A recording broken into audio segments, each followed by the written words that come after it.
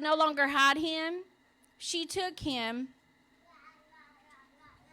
for him, a container made of bulrushes and dabbed it with tar and with pitch. She then put the child in it and set it in the reeds by the river's bank. Then his sister stood afar off so that she might know what would happen to him. And I know most of us know this story, but some may not, so we're going to read it. The daughter of Pharaoh came down to wash herself at the river while her maidens walked along by the riverside. And when she saw the container among the reeds, she sent her maid, and she retrieved it. When she opened it, she saw the child. He was crying. She had compassion on him and said, "This is one of the Hebrews' children." Then his sister said to Pharaoh's daughter, "Shall I go and call for you a nursing woman of the Hebrew women so that she may nurse this child for you?" And Pharaoh's daughter said to her, "Go." So the young girl went and called the child's mother. Pharaoh's daughter said to her, "Take this child away, nurse him for me, and I will give you your wages." So the woman took the child and nursed him. Now the child grew, and she brought him to Pharaoh's daughter, and she became her son. And she called his name Moses, because I drew him out of the water. Okay, so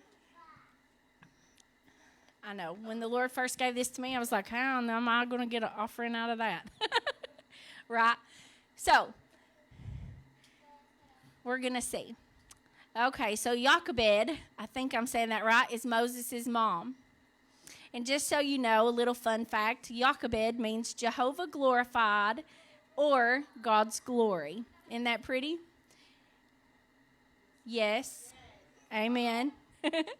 Okay, so Jochebed already knew she had held on to her son for a while, right? They were already trying to kill the babies, right? And the first part, I didn't read that part, but the Pharaoh was already calling for the Hebrew boys to be killed. But the midwives didn't do what they were told. And so the Hebrew boys were born, right? And they were growing. Like, there were so many of them, they were going to be mighty, right? So she held on to him for as long as she could. But she knew she was going to lose him if she held on to him any longer, right? And there is a place in the Bible that says, if you hold on to what you have, you'll lose it, right? And she knew that she had held on to him for as long as she could. So what did she do? She offered him up. That was her offering. Lord, I'm going to give him to you. I trust that you can do something with this child I'm not going to be able to do. If I keep him, I'm going to lose him, right? So she put him in that basket, and she sent him up the river. That was a sacrificial offering, you guys. She put her trust in God. Now, so, in Isaiah chapter 18, verse 1 and 2, Isaiah said, now he's talking about Moses and Jochebed in this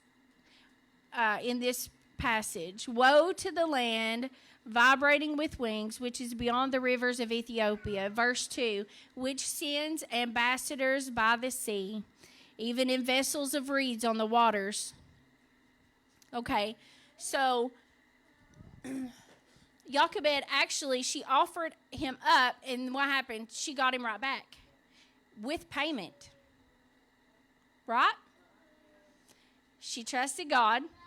God sent the baby right back to her, plus with payment. And we're not talking about this like these were her rewards. They absolutely were her rewards. So what is an ambassador? Do you guys know? Somebody talk about it to me.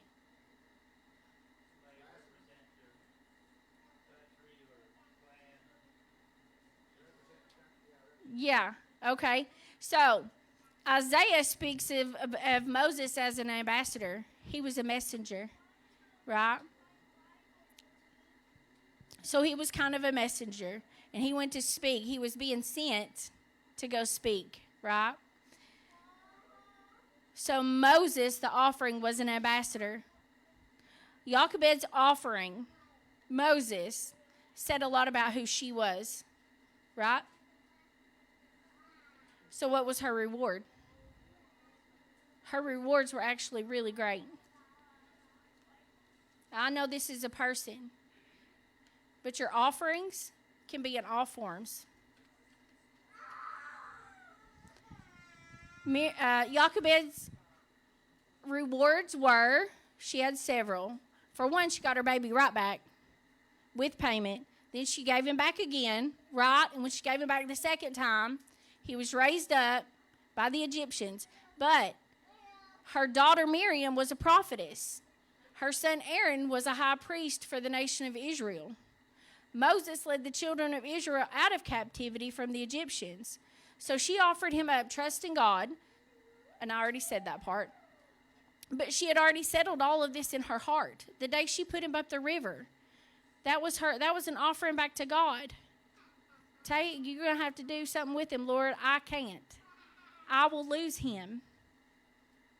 I will lose him. All right. So, how does this tie in with our offerings here? The same concept. The same concept. You can do the same thing with your children. You could do the same thing with a loved one. But in this sense, we're just talking about our finance offerings, right?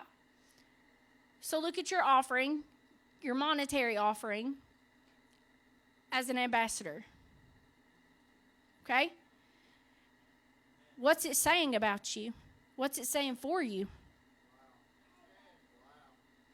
Because your money is talking, right? Your heart, it's always from your heart.